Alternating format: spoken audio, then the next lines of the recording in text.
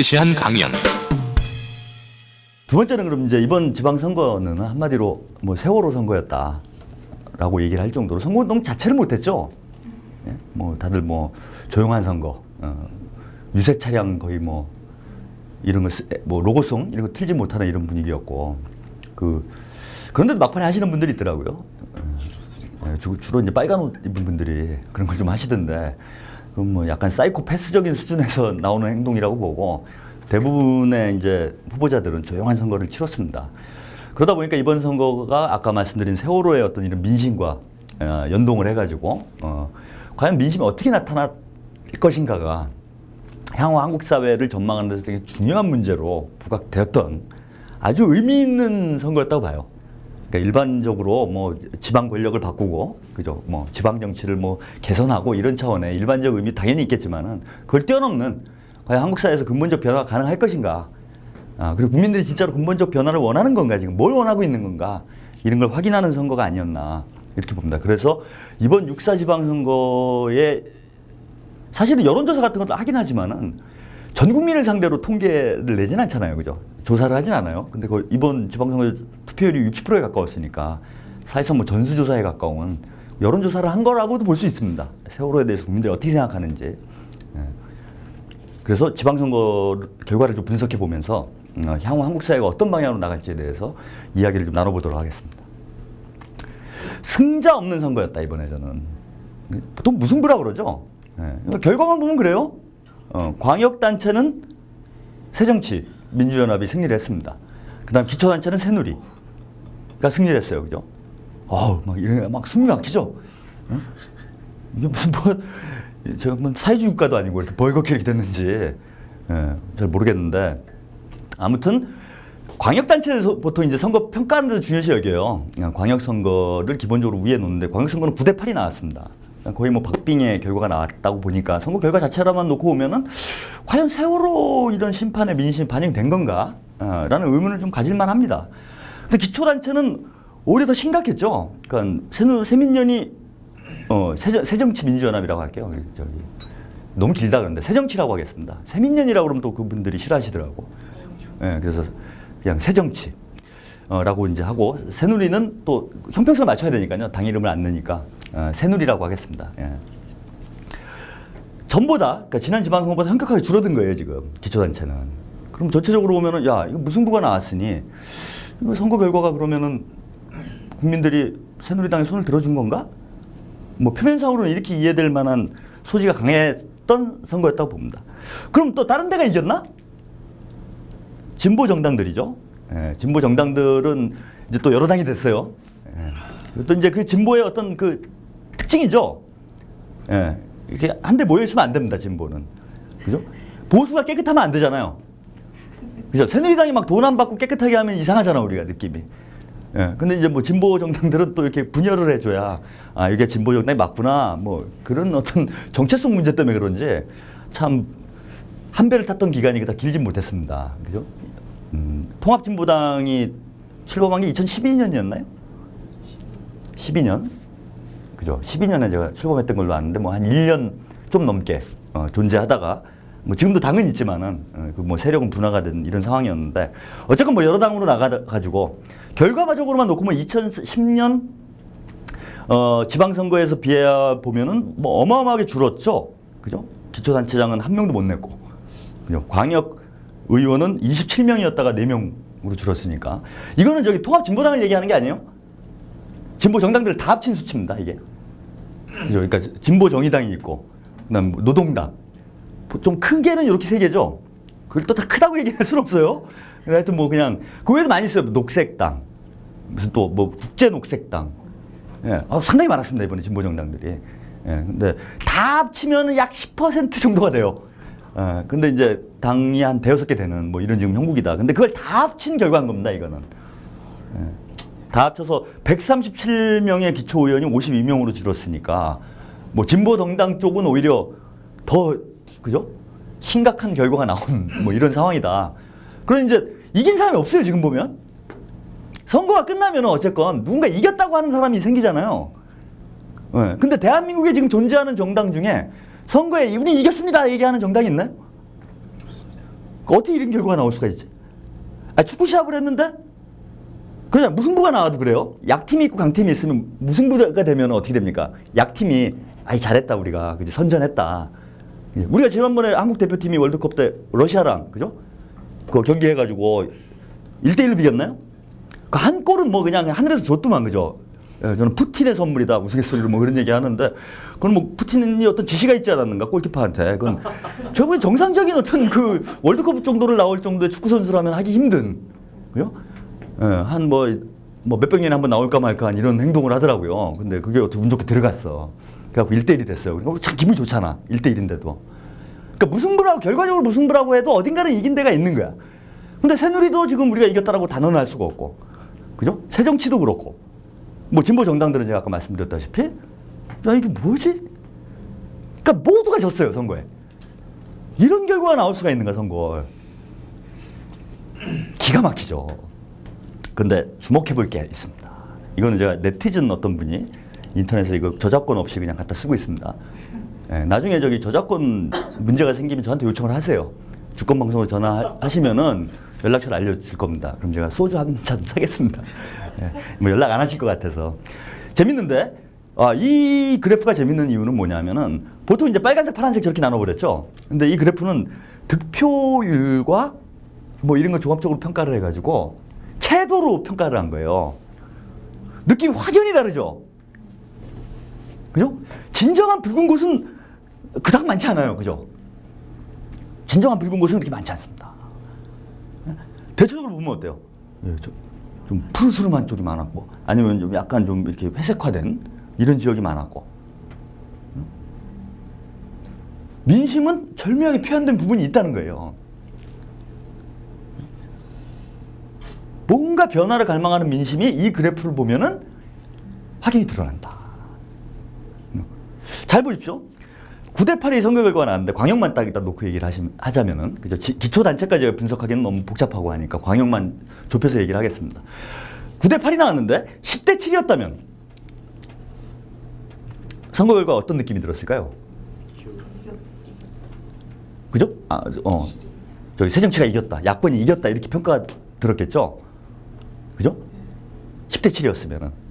그런데 세 곳, 부산, 경기, 인천이죠. 몇 표 차였습니까? 13표. 경기가 2만 표 차이예요. 2만 표. 이건 뭐 뒤에 말씀드리겠지만 무효표보다도 어마어마하게 적은 표 차로 당선됐죠. 2만 표면 사실 1만 표가 넘어갔으면 바뀌는 거잖아요. 승패가. 1만 표예요. 그죠? 이게 무슨 변별력이 있는 표로 보기가 어렵죠. 그 다음에 어디입니까? 부산. 5만 표 차이가 났어요. 부산에서 5만 표 차이가 났어요. 결국 그러니까 이게 뭐냐면 우리가 디지털 시대가 돼서 그런지 사람들의 사고 방식도 디지털화되는 것 같아요. 이제 디지털화된다는 건 뭐냐면 0 아니면 1로 분석을 한다는 거야. 세상의 모든 현상을. 당선 아니면 낙선으로만 분석을 한다는 거예요. 그렇게 따지면야 졌냐 이겼냐 네가 졌으니까 뭐 니네가 이겼네 이렇게 되잖아. 근데 부산이라는 지역의 선거 결과를 당락으로만 놓고 평가를 할 수가 있는가? 지지율의 문제를 봐야 된다는 겁니다. 5만 표 차이까지 육박을 했다는 건 영남권에서 대단한 민심의 흐름의 변화가 오고 있다는 거예요. 더 놀라운 거, 더 주목해야 될 곳은 어디냐? 대구예요. 대구에서 몇 프로 나왔습니까? 김부겸 후보가. 30. 한 40% 정도 나왔죠. 네, 40% 넘었어요 이번에. 잘 보세요. 제가 선거에 출마를 했는데 30%가 나왔어. 다음에 또 나가고 싶을까요? 30%가 나왔으면 약간 이렇게 시작을 합시다. 20%가 나왔어요. 이게 나가지 말자, 그죠? 30%가 나왔어. 아리까리하죠 이거, 그죠? 40%가 나왔어요. 야, 이거 한 번 더. 40%가 바로 패가망신하는 득표율이에요. 그죠? 그러잖아요. 될 것 같거든. 자꾸 나가는 거야 이게. 그러잖아 사람 심리가. 그 김부겸 후보가 드디어 패가망신의 길에 진입을 했습니다. 제가 볼 때는. 자, 이거 뭔 심리를 줄 수 있냐면 대구에서도 될 수 있는 거 아니야? 그러니까 대구 유권자들은 다른 지역하고 다르게 이럴 수 있어요. 자포자기의 심리가 있어요. 야권 성향의 유권자라면 내가 투표를 하는 행위가 큰 의미가 없다고 느낄 수 있어. 그죠? 해봐야 뭐 뻔하잖아 결과가. 근데 김부겸 후보가 40%가 나오면 어떻게 돼요? 이제 내가 투표를 안 하는 행위가 대단히 잘못된 행동일 수 있는 거죠. 나 때문에 떨어질 수 있는 거잖아. 자, 즉 대세가 형성될 수가 있어요. 40% 정도가 되면은. 특히 이번에 주목해봐야 될 게 대구에서도 수성구라는 곳이 있어요. 거기가 뭐 서울의 강남 비슷한 곳인데 거기서 김부겸 후보가 이깁니다. 그러면 도식적으로 산술적으로 계산을 하면은 그죠? 총선에 나가면 당선된다는 거 아니에요? 수성구로. 그러면 다음 총선이 2017년인가요? 16년. 네, 16년에 김부겸 후보가 수성구에 국회의원 후보로 나가가지고 당선이 됐어요. 이게 주는 충격은 어느 정도입니까? 네? 대구에서 한석이 나왔어 겨우.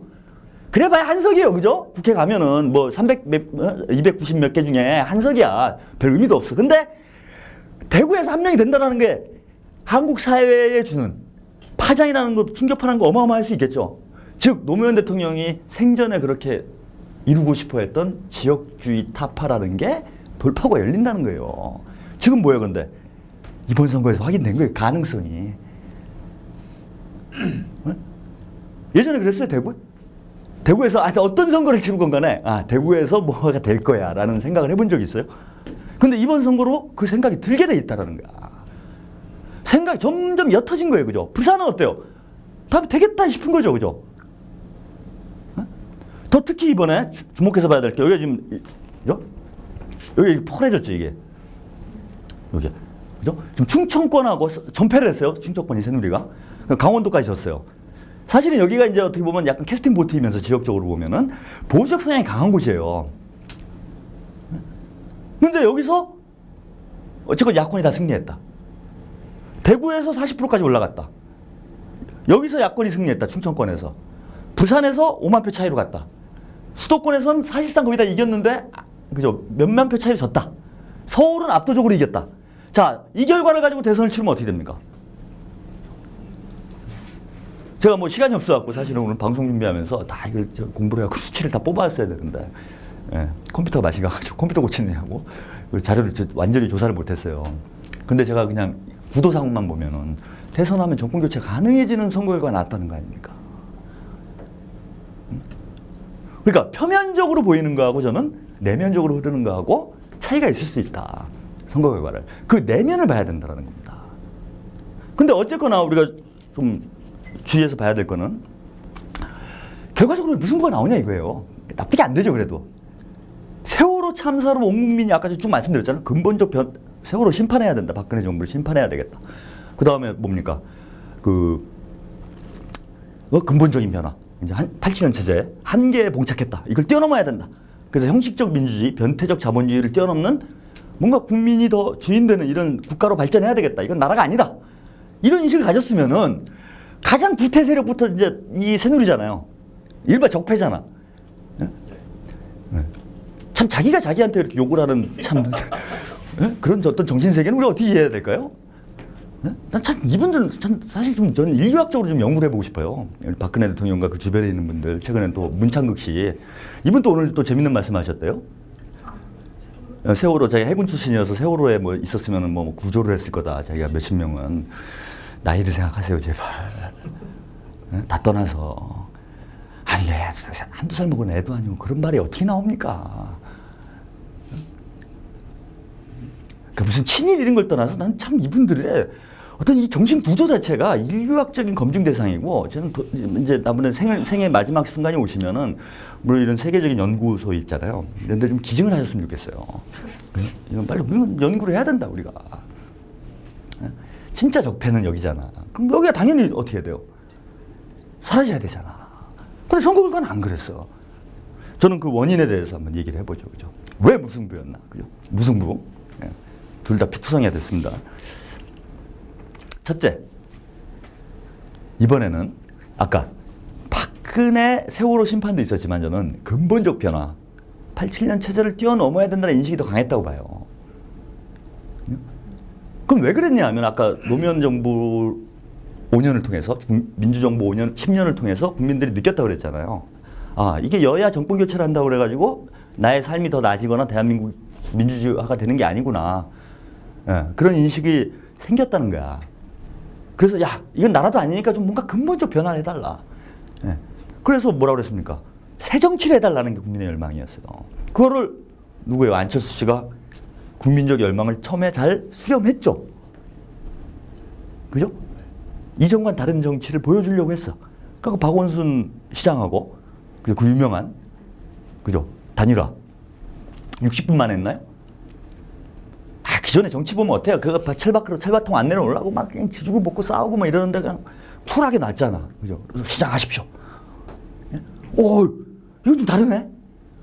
과거 새누리와 그 당시 민주당이죠, 그죠? 새누리와 민주당이 보여줬던 정치하고는 다른 정치네. 이런 사람이라면은 87년 체제를 뛰어넘는 새로운 정치가 가능하지 않을까? 라고 기대를 했어. 국민들이. 그래서 안철수 이른바 신드롬, 그죠? 현상이 발생을 했잖아요. 예? 정치의 정자도 모르는, 이렇게 얘기하면 안 되는구나. 정치를 하시는 분한테. 하여튼 정치에는 거의 초보나 다름없었던 CEO를 대선 후보급으로 만들어줬어요. 팍! 예? 지지율은 막 30%씩 나오고 그랬잖아. 그만큼 뭐예요? 30% 정도의 국민들은 지금 민주당, 새누리와 민주당의 보수 양당 구도에 환멸을 느끼고 있었던 거예요. 사실은 요 새정치를 먼저 이렇게 이 흐름을, 국민의 열망을 먼저 수렴할 수 있는 정당이 있었어요. 그 어딥니까? 통합진보당이었어요. 통합진보당이 87년 체제를 뛰어넘습니다. 87년 체제가 운동권에서는 이른바 뭐 NLPD, 그죠? 뭐 평등파, 자주파 이렇게 약간 맨날 뭐 분열하고 싸우자 그랬잖아요. 진보의 그죠? 정체성 분열이다 뭐 이런 무스갯소리를 할 정도로 그 한 20년 동안 그런 거예요, 그죠? 예, 제가 대학 입학했을 때도 싸우고 있더니 지금도 싸우고 있어. 놀라운 거지. 그런데 흥미로운 정치 실험을 합니다. 그 당시에는 뭐냐? 이른바 이제 NLPD라는 전통적 구도뿐만 아니라 그걸 뛰어넘어서 유시민 그 씨는 그런 표현을 했죠. 진보적 자유주의다. 그러니까 이른바 자유주의자죠. 여기까지 이제 한 덩어리로 묶는 새로운 세력이 등장한 거야. 야, 이거 뭔가 그림이 나오지 않을까? 이렇게 기대를 했죠. 그래서 상당히 초반에 지지율이 높았어요. 10%가 넘어갔어요. 10%는 되게 중요한 저는 경계선이라고 보는데 10%가 넘어가게 되면은 정당이 독자적인 자기 생존력을 갖게 돼요.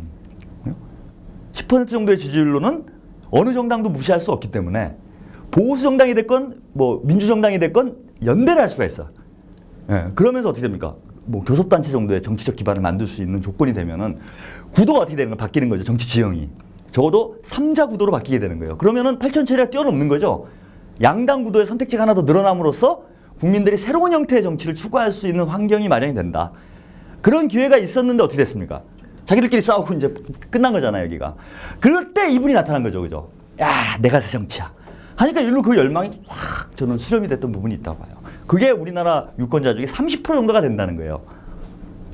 거기는 약간 보수적 성향의 유권자도 있어요. 매우 진보적인 성향의 유권자도 있고 스펙트럼은 다양하지만 민주당과 새누리의 이 구도를 뛰어넘는 뭔가 새로운 정치를 열망하고 있는 사람이 30% 정도가 된다. 그럼 30%면은 대통령도 될 수 있는 거죠.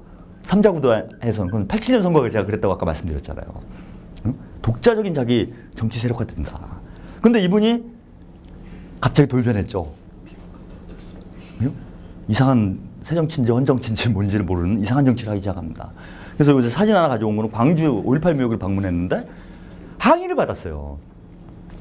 한국 사회에서 광주가 가지는 상징성을 고려할 때 광주에서 항의받는 정치인은 사실은 뭐 야권에서 뭘 하기가 되게 어려운 정치인입니다. 근데 왜 이렇게 했을까요? 새정치에 대한 배신감 느낀 거죠. 그러니까 이번에 광주시장 후보를 공천하는 과정에서 보여준 행태. 그죠? 자기 인물을 그냥 내려 꽂으려는 이런 모습. 이런 데서 환멸을 느낀 겁니다, 국민들은. 이게 무슨 새정치야? 말만 번들을 하겠는데 알고 보니 아니네. 그래서 새정치가 없었던. 이러면서 30% 유권자들이 어떻게 된 겁니까? 투표할 별로 흥이 안 나는 거죠. 어차피 뭐 얘나 쟤나. 그래서 전 전체적으로 보면은 새정치 이건 말이 혼돈이 될까봐 세민연이라고 썼습니다. 여기는 무능력이 근본적 변화를 갈망하는 유권자들의 기대에 못 미쳤다. 그러니까 확 밀어주기 어려운 거예요. 뭐 니들이 뭘 낫다 얼마나 낫냐. 상대적으로 조금 낫다는데 그렇게 해가지고 한번 바꿔봤더니 뭐 크게 나아지는 것도 없더라. 에라 아무나 해라. 이번에 투표율이 사실 예상보다 좀 낮았어요. 사전 투표율이 상당히 높았잖아요. 그 세월호 이 분위기가 있었기 때문에 투표율이 60%를 가볍게 넘어갈 거라고 봤습니다. 근데 선택지가 없는 거야. 닦아놓고. 아니, 뭘 찍어야 돼? 뭘 찍으면 나의 어떤 정치적 열망이 수렴될 거야? 그다음 두 번째는 이제 새민년의 선거 전략, 가만히 있으라 전략이라고 제가 표현을 했는데 이거 좀 표현이 좀 거칠긴 하지만은 그러니까 이런 말이 있었어요. 앞에서는 울고 뒤에서 웃는다 막. 예? 그러니까 세월호 심판의 분위기가 너무 거세니까 그냥 가만히 있어도 우린 이긴다. 가만히 보면 이번에 진짜 가만히 있었어. 그죠? 새 정치 후보들이 뭔가 적극적으로 뭘 하는 모습을 안 보였어요. 그 다음에 이제 세 번째는 야권 연대를 거부한 거. 그건 이제 확인된 거죠. 아까 이제 경기도 얘기를 했는데 무효표가 14만 표 나왔어요. 14만 9천 표예요, 정확히 제가. 아주 열이 받아갖고 숫자를 외워. 근데 통합 그거 뭡니까? 득표 차이가 2만 표 차이 나왔잖아요. 근데 그 14만 표 무효표가 대부분은 통합진보당 후보의 표였을 것이다. 라는 게 일반적인 지금 전망이잖아요. 분석이잖아. 예? 그러면은 이제 언제입니까? 그때 일요일 날인가 아마 후보 사퇴를 했을 거예요. 투표 한 3일 앞두고. 6월이. 예. 그럼 당연히 인지가 안 되잖아. 사퇴를 했는지 안 했는지. 그죠? 그리고 통합진보당이 뭐 하면은 뭐 언론에 잘 실어줍니까? 아예 그냥 왕따잖아요, 지금. 그러니까 사퇴를 했는지 마는지 모르는 거예요. 유권자들이. 그 투표용지는 그대로 나오지. 예? 그러니 당연히 사표가 발생할 수밖에 없었습니다. 근데 그럴 것이 아니라 아예 야권 연대를 해가지고 선거 전부터 후보 등록 안 해버렸으면 뭐 경선을 하든지 어떻게 하든지 해가지고 뭐 하여튼 후보 단일화를 해가지고 했으면은 과연 경기도에서 무조건 이긴다는 거잖아요. 그죠? 10만 표 이상 차이가 났을 거라는 거예요. 예? 아무리 그 참 대단한 김진표 후보, 그죠? 예? 참 새누리스러운 새민년이다 뭐 이런 평가를 받을 정도의 아주 보수적이다 이런 평가를 받지만 그 후보일지라도 야권 연대를 했으면은 10만 표 이상 표차를 이겼을 거라는 겁니다. 다른데 무효표 숫자를 보면 그 정도잖아요. 한 4, 5만 표 정도 나오잖아. 부산도 마찬가지죠. 부산도 만약 후보 등록 안 했으면은 처음부터 단일화를 했으면 인천도 그렇죠. 인천은 아주 절묘해요. 새민년 후보랑 새누리당 후보가 1.8% 차인데 예. 진보당 후보가 1.8%를 받았어요. 저는 어떤 면에서 보면은 국민들이 경종을 울린 거라고 봅니다. 니들 정신 차려라. 정신들 차려라. 니네 분열이 니네 트레이드 마크가 아니다. 근데 안철수 대표가 이번 지방선거에서 이제 정치 이런 선거전이 되면 많이 말을 하죠. 유력 정치인들은 뭔가 정치적 언급을 하잖아요. 안철수 대표가 한 발언 중에 제일 기억 남는 정치적 언급이 뭡니까? 네? 통합진보당하고는 연대하지 않는다. 이게 주요 중심 메시지였어. 안철수 대표가 한 메시지 중에 기억나는 그거예요, 사실은. 그죠? 네? 통합진보당이 잘했냐 마냐를 떠나서 아니 당대표가 지금 그 얘기를 하고 있으면 어떡해요. 네? 그럼 그냥 아주 그냥 뭐라 그러니까 세게 박는 거잖아요. 그리고 실제로 울산 같은 경우에는 야권 연대가 됐었어요. 지역에서 알아서. 근데 뭡니까? 중앙당에서 못하게 해가지고 이게 다 판이 어그러지면서 그치? 다 공멸을 하는 방향으로 가버린 거지. 그리고 더 놀라운 거는 안철수 대표 선거운동 어디 가서 했습니까? 이게 이번 선거 판세 지금 당대표가 할 짓이에요. 네? 박빙이 7곳이었어요. 7곳. 이긴 쪽도 초박빙이 많았죠. 처음에 뭡니까 출구조사 나왔을 때 박빙 7개가 나오더라고. 그러면 그래도 제일 인기 있는 사람 아니야 당에서 인기 있는 사람 중에 한 명이잖아요. 그러면은 적어도 경기도에 가서 살든지 그럼. 수도권에서는 뭔가 승부를 냈어야 되는데. 근데 광주가 있어요. 광주에서 솔직히 딱가로 국민 입장에서 볼 때 누가 이기고 뭔 상관이 있습니까? 광주에서. 몰라 뭐 그 두 분들 사이에는 뭐 차이가 있는지 모르겠는데 한 분은 조금 더 구태고 한 분은 좀 뭐 새로운지는 제가 잘 모르겠어요. 근데 국민들 입장에서도 예? 무소속이 되나 새민년 후보가 되나 그게 뭔 차이가 있어요. 그리고 그분이 무소속이 됐다고 그래봐. 아유 한 달 뒤면 입당해요 또. 뻔히 다 아는 거야 지금 이거는. 예? 눈 가리고 아웅하고 있는 거를. 근데 거기 가서 왜 선거운동을 합니까? 뭐 하는 거예요 이게? 좀 극단적으로 좀 표현하면은 이건 무슨 세월호 선장하고 비슷한 행동이에요. 그죠? 자기가 그 구명선 먼저 탄 거밖에 더 돼, 그럼? 자기 살 길부터 찾은 거죠. 왜? 광주에서 만약에 지게 되면 안철수 대표한테는 정치적으로 심각한 타격을 입을 수 있는 상황은 맞아요. 만약 광주에서 무소속이 이겼다 이렇게 되면 광운태 후보죠. 이겼다 그러면은. 근데 그게 중요해요. 자기 정치적 타격이. 대의를 위해서 뭔가 해야 되잖아. 그리고 국민들이 그게 바로 안철수한테 바랬던 거잖아요. 박원순 시장과의 후보 단일화 과정에서 뭔가 대의를 더 중요시하는 정치인이구나, 저 사람은. 좀 다르구나. 근데 이번에 어떻게 보면 구태 정치의 그 끝판을 보여준 거야. 그죠? 끝판왕을 보여준 거예요. 그 과연 찍고 싶겠냐, 이겁니다. 재밌는 게 새민년 후보들 중에서도요, 이긴 후보들 잘 보세요. 좀 차이가 있어요. 그죠? 국민들이 인물 중심으로 선거를 한 거예요. 당으로 보고 봐서는 변별력이 안 생기는 거야, 지금. 그러니까 인물 중심으로 투표 행위를 했어요. 박원순, 서울에서 서울시장 선거 역사상 가장 많은 표차가 났습니다. 뭐 했나요, 이분이 선거운동을? 그냥 배낭 메고 운동하시고 뛰어다니는 것밖에 더 했어요. 참, 그러니 정몽준 후보 대단하신 분인 거죠. 그렇게 선거운동을 해도 그렇게 질 수 있는 분이나, 뭐 대단한 능력인 거지. 뭔가 이전과는 다른 행보를 보였던, 비교적 참신하다고 보여지는 인물들이 선전을 했어요. 그죠? 강원도의 최문순 후보. 요 현상들에 대해서는 뒤에도 말씀 좀 드리겠지만은, 그 충청권의 안희정 후보. 좀 다른 인물이다 이런 느낌을 줬죠. 유권자들한테. 그런 면에서 보면은 사실은 제가 뭐 후보들을 이렇게 냉정하게 평가해서 좀 이거 방송에 나가면 이제 욕도 먹겠네. 좀 그러긴 하지만 김진표 후보는 아까 말씀드린 대로 좀 보수 성향이 강하다라는 아주 일반적 평가가 있잖아요. 그러니까 그게 또 한계점이 되는 거야. 오거돈 후보도 그래요. 좀 모호한 행보를 취하잖아요. 전 뭐 선거 마지막 막판에 제가 부산에 뭐 한번 강연 갔다 들었던 얘기인데 오거돈 후보 측에서 그 마지막에 문자 메시지를 유권자들한테 쫙 돌렸다 그래요. 정확한 내용은 뭐 전에 들은 얘기라 기억을 못하지만 내용 골자는 뭐였냐면은 저는 당선되더라도 새민년에 입당하지 않겠습니다. 그게 마지막 선거운동 문자 메시지였다는 거야. 물론 뭐 당선 대단히 중요합니다. 부산에서 뭐 그 마음은 제가 이해를 하지만 그걸 보면서 국민들이 유권자들이 어떤 느낌을 받을까요? 이 사람은 진짜 뭔가 새 정치의 화신이구나 이렇게 느꼈을까? 뭐야 이런 생각이 들지. 이 사람 정체성 도대체 뭐야 이렇게 생각이 든다는 거야.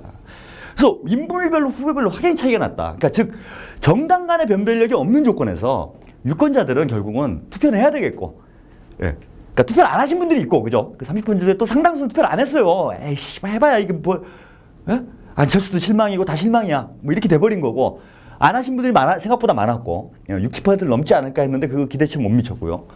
그 다음 두 번째로는, 이거 뭐 다 비슷비슷하니. 인물 보고 찍자 이렇게 된 거라.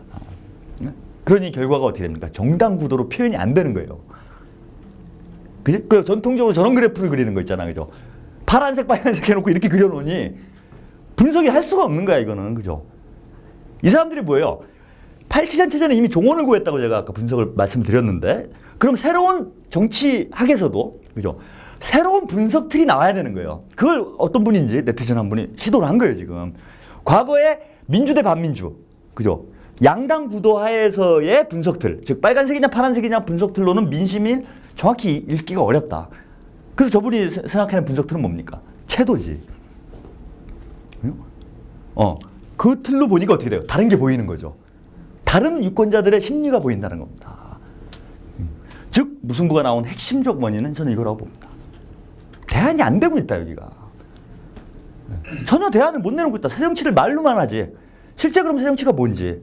그래서 국민들이 아까 느끼고 있는 87년 체제의 한계 지점들을 어떻게 극복할 것인지, 대한민국을 근본적 구조적으로 어떻게 바꿀 것인지에 대한 그야말로 집권 플랜이 아니라 국가 개조 플랜을 세워야 되는데 집권 플랜만 있는 거예요. 집권 플랜도 있는지도 저는 의심스러워요. 이분들이 그냥 제가 볼 때는 적당히 나는 이런 정도의 야당으로, 그죠? 살아가는 행복한 삶을 꿈꾸고 있는 건 아닌가라는 의심이 들 지경입니다. 전혀 투표하고 싶은 마음이 안 들죠. 두 번째는, 그죠? 진보가 사라졌다. 그나마 차선으로 생각해 볼 수 있는 선택지가 이거예요, 그죠? 다 떠나서 진보당의 분열. 이름을 모르겠어. 아까 국제녹색당이 있었다는 거는 모르시는 분 많잖아요. 여기 뭐 많은 지금 청중이 있기 때문에 많이 있습니다. 모르시는 분들이.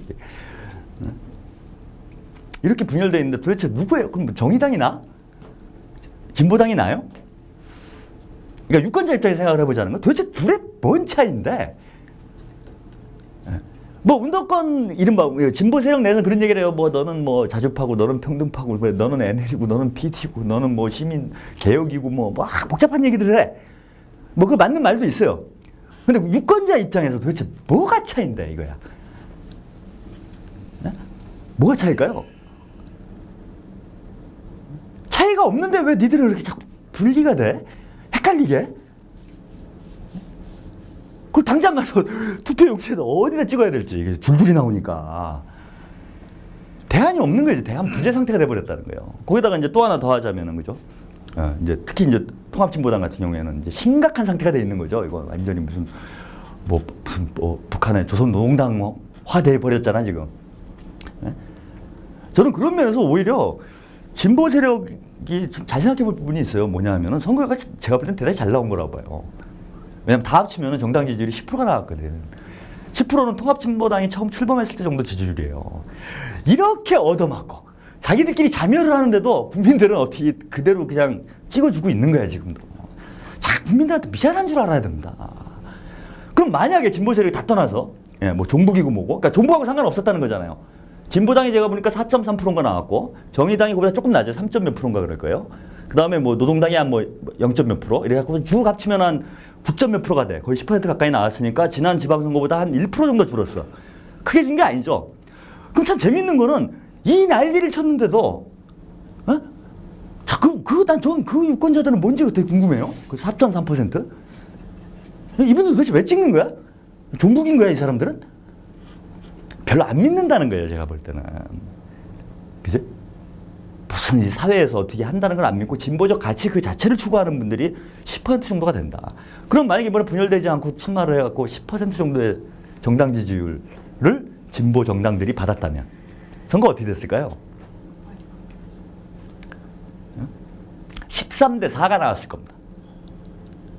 첫째, 야권인데 안 할 수가 없어요. 그죠? 10%가 나오니 무조건 지는 거죠? 그잖아. 지금 7곳이 박빙이었잖아요. 서울시도 질 수 있는 거잖아. 만약에 10%가 나오면은. 그죠? 서울까지 질 수 있는 상황이 되니, 뭐 아무리 종북이고 모식이고 다 떠나서 정치는 현실이니까. 그죠? 일단 연대를 안 할 수가 없어요. 연대를 했으면은 어떻게 했습니까? 다 이겼다는 거잖아요. 경기, 부산, 인천 다 이긴 거잖아요. 그죠? 그럼 어떻게 된 거야? 이렇게 되면. 13대 4가 나오는 거죠. 흥미로운 건 교육감 선거 결과가 이렇게 나왔잖아. 그죠? 거긴 단일화돼 있었잖아요. 어쨌건 간에. 그럼 민심은 정확히 13대 4였던 거예요. 근데 왜 13대 4가 안 나왔냐? 아까 말씀드린 새민련이 헛발질하고 진보 세력은 뭐 자기들끼리 싸우고 있고 이래 버린 결과인 거지. 민심은 새누리당의 압도적 참패로 사실은 흘러가고 있었던 거야. 닦아놓고 저는 누굽니까? 영화배우 누구죠? 네, 황정민 씨가 뭐 대종상인가 상 받으면서 그런 얘기 했잖아요. 나는 이제 스태프들이 차려놓는데 숟가락만 얹어놨다. 네, 뭐 그러면서 아주 유명했는데 이거는 밥상 차려서 숟가락 안에 입에다까지 떠놓는데 어떻게 한 거예요? 질 흘린 거야 이게. 질 밥풀 이게 씹을 힘이 없어갖고. 저는 야권이 그런 거라고 봅니다. 압도적으로 승리할 수 있는 선거였다. 이게 문제였느냐? 물론 이거 작용이 있었어요. 어느 정도 작용이 나온 거냐? 1% 작용이 나온 거예요.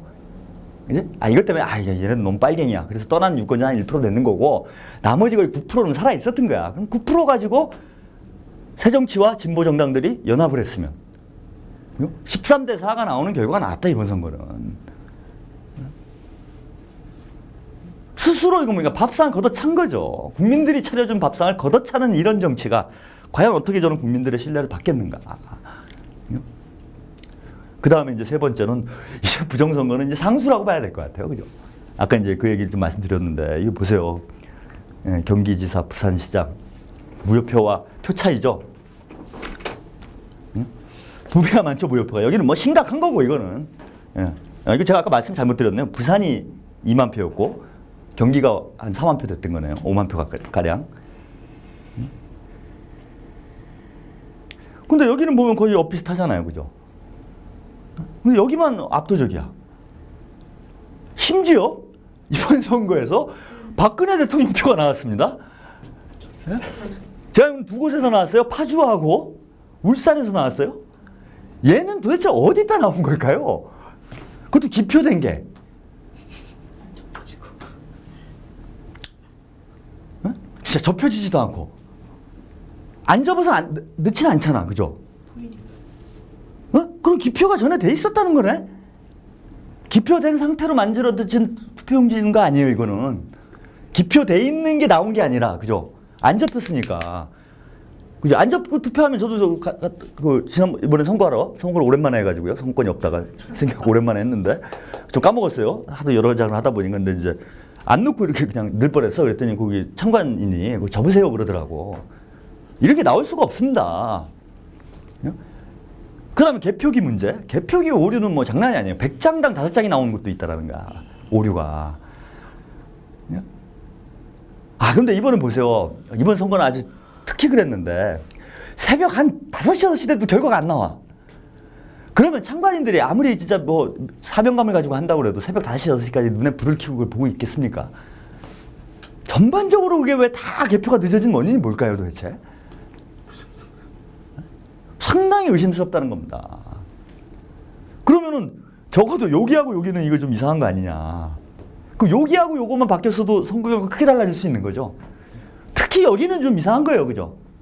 근데 아까 제가 10대 7만 돼도 야권의 승리다 이렇게 평가가 나오고 이렇게 되면 어떻게 됩니까? 박근혜 대통령은 이제 문창극 같은 사람 총리로 하겠어요? 예? 못하지 그렇게는. 그제? 국민들이 이 난리인데. 그런데 이게 이상하게 이렇게 결과가 나와버리니까 이제 그다음부터 어떻게 막 가는 거죠. 지금 막 가는 결과로 간다. 과연 이걸 다 신뢰할 수 있는가. 저는 이 세 가지가 절묘하게 결합이 돼가지고 이번 선거에서 이상한 결과가 나온 거다. 민심하고 다른. 그죠? 민심의 저류하고 다른 결과가 표면적으로 나온 거고, 안타깝게도 더 황당한 거는 우리 야권의 전 태도라고 보는데 이 결과 현상만 보고 그죠? 좀 절망에 빠지거나 패배에 빠지는 분들이 있어요. 정치권 전체가. 뭐 자숙해야 된다, 자성해야 된다. 물론 반성은 해야지. 근데 중요한 건 보세요. 국민들은 여전히 믿고 있다. 저는 그렇게 봅니다. 그럼에도 불구하고 주목해야 되나. 아까 제가 그죠? 국민들이 근본적 변화를 바라고 있는 게 크다고 그랬잖아요. 그거를 입증할 만한 세 가지 현상이 이번 선거에 있었다고 봅니다. 예. 몇 가지만 얘기를 해보죠. 제가 조선일보 보도가 정확한 거 참 오랜만에 봤습니다. 선거 끝나고 다음날, 그죠? 이게 6월 5일자일 거예요. 6월 5일이죠. 선거 바로 다음날. 예. 첫 번째 신문이요. 헤드라인을, 여기 언론인들도 있으시니까, 선거 다음날 끝났어. 헤드라인 어떻게 뽑아야 되나요? 새누리 선전. 그지? 8대9, 뭐 무승부. 제가 아까 말씀드린 대로. 새누리, 보수 쪽이니까, 그죠? 새누리 힘을 실어줘야 되잖아. 새누리 선전. 이게 정상적인 거잖아. 그죠? 만약에 조선일보의 딸이, 조선일보 사장의 딸이 기초위원으로 출마를 했어요. 그래서 당선이 됐어. 그러면 조선일보 여기다가 우리 딸 당선. 이렇게 헤드라인 뽑습니까? 안 하죠, 그죠? 전체 판을 그리고 이제 거기다 한 구석에다가 또 이런 일도 있었다 뭐 이런 걸 할 수는 있지. 근데 이번에 선거가 교육감 선거가 핵심이에요. 근데 대조선일보 1등 신문 조선일보가 전교조 압승 선거 판세 결과를 이렇게 결론을 내렸어요. 자, 민심은 조선일보가 제일 정확히 읽을 거라고 봅니다. 왜 전교조 압승이라는 헤드라인을 뽑았을까요? 위험하다. 위기다. 네, 상당한 위기다라고 느낀 겁니다. 아까 말씀드린 대로 13, 그죠? 13대 4라는 결과가 원래 맞는 거라는 걸 아는 거예요. 그 교육감에서 그런 결과가 나왔고, 그 중에 더 놀라운 거는 전교조 출신이라고 추정되는 후보가 8명인 거죠. 전교조는, 자, 보세요. 색깔을, 정치적 스펙트럼을 이렇게 놓고 보면은, 여기 이제, 보통은, 이쪽은 이제 파랑, 그죠? 보수 쪽을, 요즘 색깔은 이제 전도됐지만은, 이쪽이 이제 빨강, 그죠? 우좌, 이렇게 되잖아요. 그죠? 그럼 여기죠? 여기에 새누리가 있는 거예요. 그죠? 여기에 있는 것도 아니에요. 나가버린 거야. 일탈 세력이에요.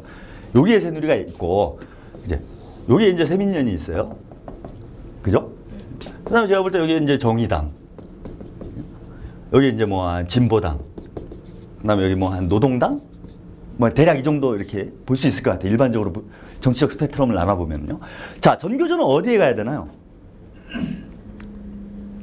정의당 정도. 여기다. 전교조가.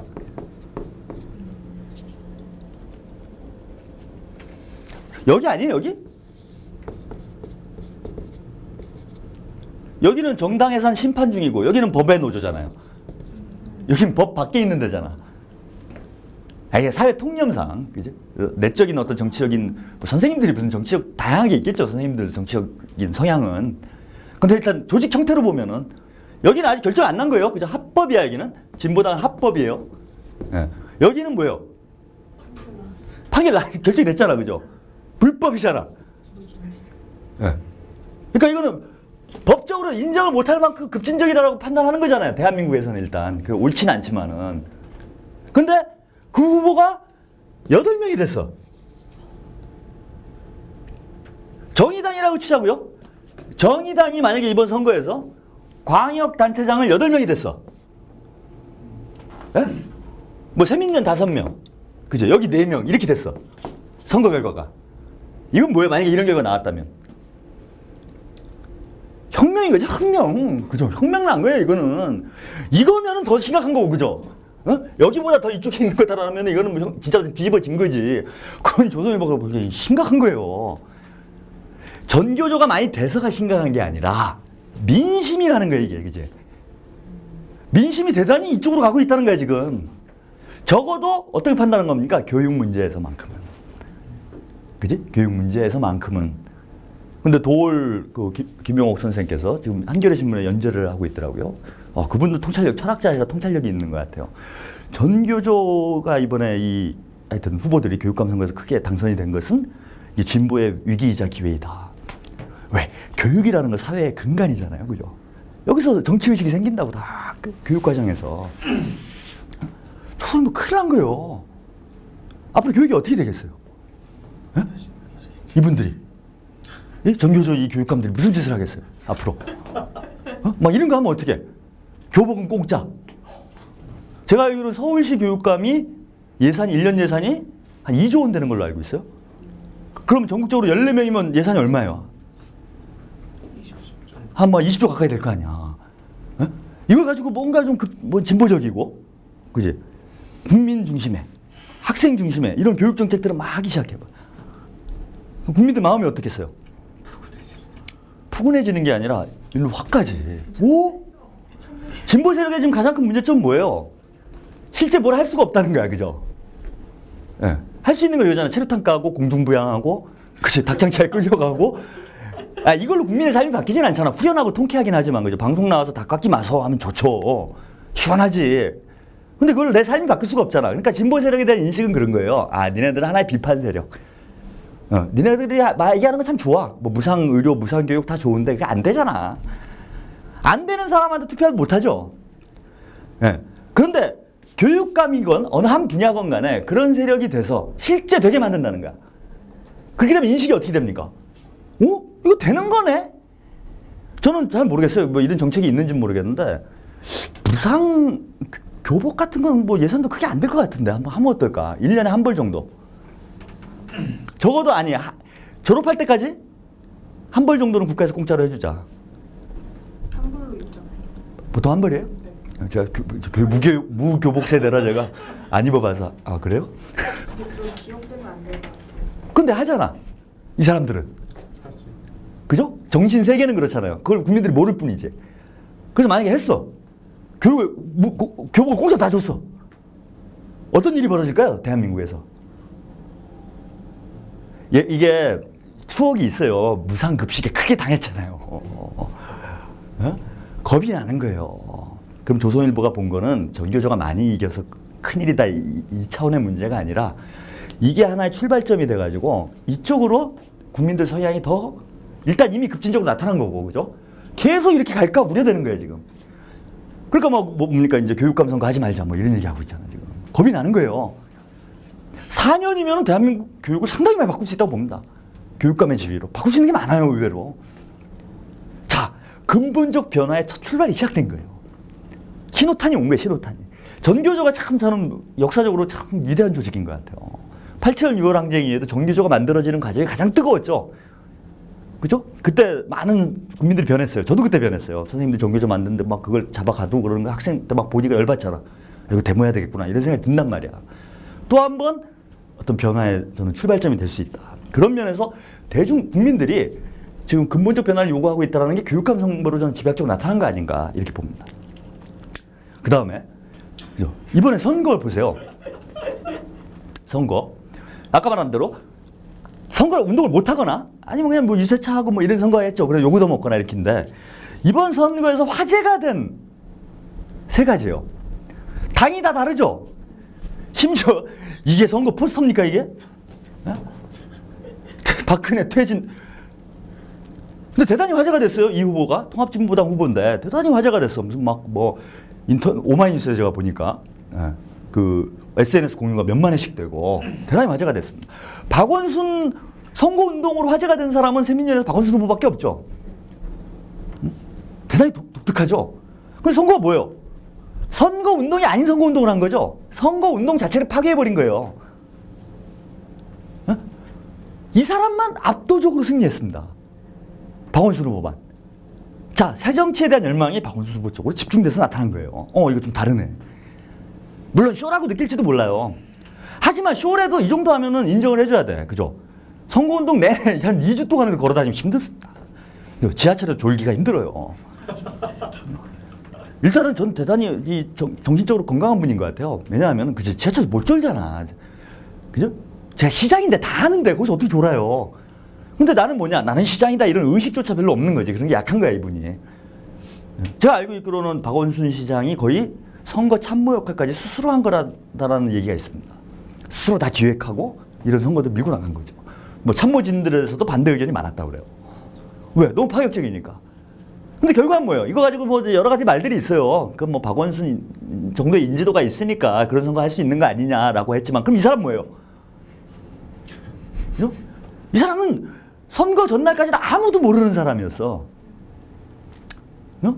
근데 거의 스타급의 뭐 이런 정치인이 됐습니다. 근데 그보다 더 놀라운 건 새누리당이에요. 요거 두 개를 합쳤어요. 제가 보니까. 뭐예요? 박원순 시장의 선거운동 방식은 감성 정치죠. 그죠? 요런 식의 선거운동 방식은 뭐라고 얘기하기가 좀 그런데 이건 뭐라고 해야 됩니까? 에? 하여튼 이른바 그냥 운동권식 정치죠. 그죠? 운동권, 뭐 투쟁식이라고 합시다. 그죠? 투쟁식 선거운동 방식이에요. 손수조가 한 게 뭐예요? 도와주세요. 그죠? 눈물 흘리면서 삼보일배 하는 건 뭐예요? 감성이죠. 그죠? 근데 이거 1인 시위 하는 건 뭐예요? 운동이죠. 자, 이걸 가서 막판에 이게 나타납니다. 이게 제일 먼저 나타났고요. 이거랑 비슷하게 나타났어. 선거운동 시작할 때 나타난 거니까. 그러더니 얘네가 마지막에 계속 빌빌빌 하다가 막판에 가서 죄송합니다. 제가 별로 감정이 안 좋아가지고 흥분하니까 이제 나오네. 하여튼 막판에 가서 쇼를 한 거잖아요. 근데 왜 이 쇼를 했어요? 통한다고 보니까 한 거잖아요. 그죠? 적어도 자기들은 그렇게 생각했다는 거잖아. 통했는지 안 통했는지 잘 모르겠어요. 그런데 새누리당의 그 선거 기획자들과 그 하여튼 달코 다른 사람들 아니야. 선거에서만큼은 왜 질선거도 이기게 만드는 그 위대한 능력을 가진 사람들이에요. 그죠? 없는 표도 만들어내시는 분들이잖아, 이분들은. 그죠? 대통령 투표한 용지가 1년 뒤에 나타나는 무슨 거의 마법과 같은 뭐 호그와트 무슨 선거학교도 아니고 그런 능력을 가진 이 선거 전문가들이 이게 통한다고 본 거였다는 거예요. 그러면 이게 다 통한다고 봤다는 거예요. 그러면 이번 선거는 다 이렇게 했다는 겁니다. 그죠? 사실은 나머지 후보들은 뭘 했어요? 못 따라온 거죠. 못 따라온 거예요. 그리고 이런 게 어쨌건 간에 속았건 뭐 어쨌건 간에 성공을 거뒀다는 겁니다. 그죠? 결과론적으로 성공했다 이렇게 얘기하잖아요. 얘네들도. 그죠? 손수저 양이 하여튼 새누리를 또 살렸어요. 응? 이런 것들이 성공하고 있다는 건 뭐냐? 지금 이미 선거 문화 자체도 국민들이 낡은 것에 대한 대단한 거부감이 있다는 겁니다. 지금. 몰라요. 앞으로 이렇게 하는 거 다 따라하겠죠? 에? 다음에 이제 다 이제 그 옆에다 이거 놓고 모든 후보가 저라고 있겠지 이제. 네, 그것도 구태라는 거예요. 그때 다음은 또 달라질 겁니다. 계속 변화를 해야 된다 지금. 이제는 저는 모르겠습니다. 이제 정치에 입문하실 분들은 저를 찾아오세요. 제가 잘 컨설팅 해드릴게요. 네, 그런 식으로 하고 소용이 없습니다. 제가 흥미로운 건 이 후보가 득표율이 3점 몇 프로가 나왔어요. 3.7, 뭐 9% 이렇게 나왔는데 제가 알기로는 뭐 막 청와대 가서 유세를 해요. 자기 선거구가 아니에요. 그러니까 선거도 안 한 거예요, 이 사람은. 예. 근데 통합진보당 그 서울 지역에서 받은 정당 득표율과 거의 유사한 득표를 받았어요. 득표 자체가 미미하기 때문에 뭐 큰 의미가 없다고 할 수 있겠지만, 그럼 대체적으로 다 이런 식의 혁신적인 어떤 선거운동 방식들이 통했다. 그럼 국민들이 뭐냐? 이전의 선거운동에 대해서 대단한 환멸을 느끼고 있다. 뭔가 변화를 바라고 있다는 것이 이번에 확인된 거 아닌가요? 그 다음에 세 번째는 그죠? 이 유명한 사진이죠. 그죠? 마지막 선거 전국을 흔들었던 위대한 사진. 딸아, 아빠가 미안하다. 이번 선거 재밌어요. 2세들이 선거를 다 결정했죠. 그죠? 2세 선거였어요, 2세 선거. 근데 선거하면 보통 런닝메이트가 부인이죠, 그죠? 그리고 정몽준 후보가 너무 화가 나가지고 부인이 안 나오니까 부인 보고 싶다고 자꾸 얘기하잖아요. 자기 부인 선거운동 하는데. 왜? 기성의 고정관념하고 다르잖아요, 그거는. 왜 부인이 안 나와? 부인 선거 때 나와야 되는데. 근데 이번 선거를 보세요. 부인은 안 나와서 문제가 된 경우를 제외하고는 부인이 화제가 된 경우가 별로 없어요, 그죠? 누가 다 화제가 됐어요? 딸. 아들, 딸. 딸 때문에, 아들하고 딸 때문에 가신 분, 이분하고 정몽준 후보 확 가셨죠, 한 방에. 말 한마디로 그냥 가는 거예요. 그 다음에 산 사람. 그죠, 조희연 후보는 완전히 인지도가 없다가 글 한 방에. 참, 이게 얼마나 선거운동 열심히 하는 후보들을 치리에 빠지게 만드는 행동입니까, 그죠? 글 하나 써가지고 다 정리가 돼버리면. 두 번째, 또, 최문순 후보. 두 딸들이 화제가 좀 됐죠. 예. 미인이다 뭐 이래갖고 미인계를 쓰면 안 되는데 그다음 또 미인계 쓰는 후보가 있어요. 김부겸 후보. 그 연예인이라고 그러죠, 그죠? 뭐 대단한 미인이더라고. 나는 그래서 아니 뭐 누군가 뭐 그랬는데 알고 보니까 따님이더라고. 또 누가 있나요? 이 정도인가? 2세들이 결정하는 선거가 됐다는 거예요. 자, 그럼 이게 뭐냐? 20대, 30대의 움직임이 대단히 중요했다는 겁니다. 즉 변화의 주체 세력은 젊은이들이거든요. 어느 사회나 그러잖아요. 87년 6월 항쟁도 어땠습니까? 학생들이 들고 일어났을 때. 4.19도 그랬죠. 중학생, 고등학생 들고 일어났을 때. 변화는 젊은 사람들이 하게 돼 있어요. 왜? 나이 들면은 저도 이제 저도 좀 나름 급진적인 사람이라고 하고 다니지만은 한 40대 중반 되니까 뭐 귀찮아져 그냥. 그냥 적당히 이 상태로 살았으면 좋겠어. 예. 근데 그러잖아요. 20대쯤 됐는데 나라가 계속 이 꼴이면은. 예. 그러니까 저는 일단은 20년도는 견디고 살아왔던 거예요. 그러니까 아직도 생존하는구나, 이 체제에서도. 그러니까 앞으로 20년은 더 어떻게 생존이 가능하겠구나라는 어떤 경험지가 있는데 젊은 사람들은 어때? 깝깝하잖아. 먹먹하잖아요. 막막하잖아. 그러니까 급진적으로 변화를 추구할 수밖에 없다. 그러면서 20대, 30대들이 정치 변화의 중심에 나선 것 아니냐. 이거는 뭐 사실 데이터상으로 제가 지금 확증할 만한 분석은 못 해봤어요. 그런데 왜 2세들의 어떤 정치적 영향이 커졌는가? 이번 선거에서. 그리고 2세들의 영향에 의해서 낙선을 하거나 오히려 당선되는 아주 당락에 결정적 영향을 미칠 정도의 파괴력을 가지고 있었다. 2세들이. 이거는 20, 30대가 움직이기 시작하는 것을 보여주는 하나의 흐름 아닌가. 그런 차원에서 저는 이 세 가지 현상 종합해서 보면은 우리 국민들이 보다 더 급진적인 변화 쪽으로 추구를 하고 있다. 이렇게 볼 수 있을 것 같습니다. 그럼 마지막으로 이제 대한민국을 이제 어떻게 바꿔야 될 것인지 이야기를 하고 마치도록 하죠. 첫째는 저는 87년, 그러니까 대통령 직선제를 어느 당이 만들었나요? 87년 체제. 이제 날 같다고 제가 말씀드렸지만 87년 체제를 어느 당이 만들었습니까? 대통령 직선제를 누가 만든 건가요? 국민들이 만든 거잖아요. 항쟁으로 만든 거예요. 항쟁으로. 뭐 지금 뭐 87년 6월 항쟁과 같은 그런 시대는 아닙니다. 그죠? 네. 근데 지금 현존하는 정당 구도 이게 뭐 변화할 수 있다고 봐요. 아예 뭐 저는 불가항력이다 이렇게 생각하지는 않지만은 현재 상태에서만 딱 놓고 보면 저는 새민년 기대하기 힘들다고 봅니다. 그리고 진보 정당들도 저렇게 분열되어 있는 상태에서는 자기 역할을 하기 힘든 거죠. 그리고 국민들이 채찍을 들어야 돼요. 이제 정신 차려라 좀. 이제 거리 정치를 저는 부활을 시킬 수밖에 없는 상황 아니냐. 네? 그리고 이번에 선거를 통해서 어쨌건 세월호 심판을 정확히 못한 거죠, 우리가. 그러면서 벌써 뭡니까? 새누리 아니나 다를까 국정조사 흐지부지 하고 있어요. 예정된 수순이죠. 그리고 친일파 총리라는 사상 초유의 사태를 벌이려고 하고 있습니다. 그냥 막 가는 거죠. 이걸 저지할 능력이 과연 지금 정치권에 있는가? 그게 없다는 거는 밥상을 차려서 입에 밥을 떼어넣어 먹여줘도 못 먹는 상황. 그 정도로 무기력해 있는 상황이라면은 우선 국민들이 활력을 불어넣어야 된다. 그래서 이제는 국민이 주인이다. 저는. 그리고 근본적 변화는 정치권이 할 수가 없습니다. 제도의 틀 내에서 못해요. 왜냐하면 지금 우리가 요구하는 건 제도를 뛰어넘자라는 거잖아. 6공화국을 뛰어넘어서 7공화국으로 나가자는 것이기 때문에 저는 국민들 스스로 그런 압력을 만들어내야 된다고 봅니다. 그런 면에서 지금 세월호 진상을 규명하는 문제 대단히 중요하다. 이게 진짜 흐지부지 그냥 유야무야 돼버리면은 저는 일단 세월호 유가족분들부터 해서 많은 국민들이 절망과 허무감에 빠질 수밖에 없어요. 이제 이민 가는 수밖에 없는 거죠. 자식이 죽어도 내 하소연할 데가 없는 나라가 더 이상 무슨 살고 싶은 생각이 있겠습니까? 그렇다고 이게 앞으로 나아질 거다라는 어떤 희망이 보이는 것도 아니잖아요.